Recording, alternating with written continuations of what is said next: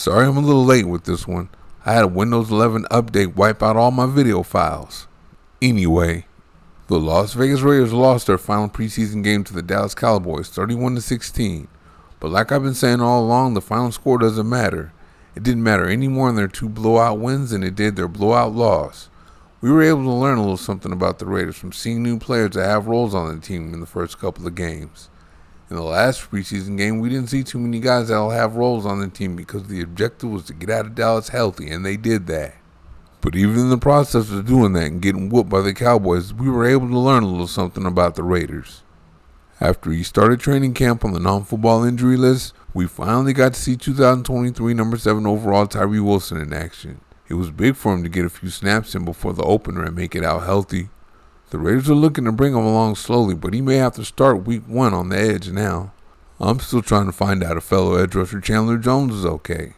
As for Wilson, he showed he has the ability to be a dominant edge rusher in this league and that he still has a ways to go to get there all in one play. On the pressure he had, he showed he's the same guy we saw at Texas Tech with all that speed and power. But he didn't locate the ball and get rid of the tackle early enough to sack the quarterback. That's a missed opportunity for him, and you know what happens when you miss an opportunity. The other team makes you pay for it like the quarterback did on that play with the run. Was his lack of awareness on that play rust or something that needs to develop? Either way, he needs reps, so the Raiders got to get him out there and keep him out there. One good thing about that play is if he was out there with the starters, the quarterback would have been sacked by someone. Quarterback OConnell showed he's ready to start this preseason. He hasn't gotten any work against ones, but he hasn't worked with ones either. But here's the deal. You can either make highly contested tight window throws or you can't. That's the ability you need the most when you're going against good defenses, and OConnell has showed over and over again that he can do that with consistency. He was the same guy we saw on tape at Purdue in all 3 preseason games this year. Unfortunately, his teammates just weren't as good against the Cowboys.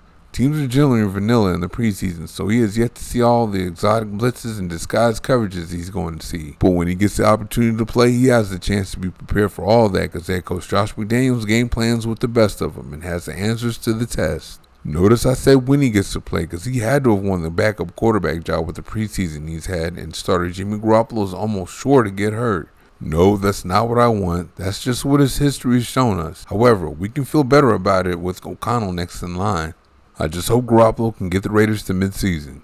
Tight end Michael Mayer was drafted in round 2 of the 2023 NFL Draft to take the place of departed Darren Waller. McDaniels wants that tough, old-school tight end that can block, finish catches over the middle through contact, and take the entire defense to get him down after the catch. So far, he's shown the ability to finish catches through contact, and he really is a load to bring down after the catch, especially against the Cowboys. The blocking part, well, that looks like it's going to take a while. The biggest adjustment for top tight ends coming out of college is the blocking part. When I heard about edge rusher Max Crosby giving it to him in practice, I figured that's just Crosby.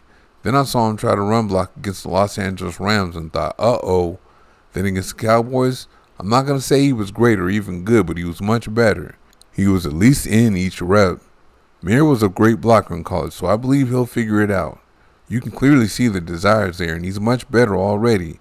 However, he still has a ways to go, and the only way he'll continue to improve is to keep on doing it. The Raiders have a few new young guys that they're depending on to play roles and key positions on the team to make them better. And we found out a few things about him from Saturday's game against the Cowboys. Wilson is every bit of the physical phenom we thought he was from his days at Texas Tech. He has a few things to learn, but that combination of speed, power, and length is scary. OConnell can consistently throw the ball into tight windows, and that's one of the main traits you need to be a starting quarterback, and he'll get his chance when Garoppolo gets hurt. And Mayer is looking like everything he was at Notre Dame as a pass-catching tight end. He just needs to tighten up on the blocking. Thank you for watching. See you next time.